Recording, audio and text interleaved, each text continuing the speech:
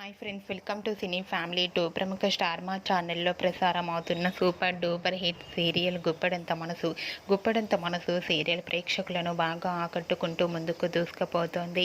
ఈ serial heroine Mukesh Gowda and Raksha Gowda Rishi Vasudhara క్యారెక్టర్లో చాలా అద్భుతంగా నటిస్తూ ఎంతోమంది అభిమానుల మనసును గెలుచుకున్నారు.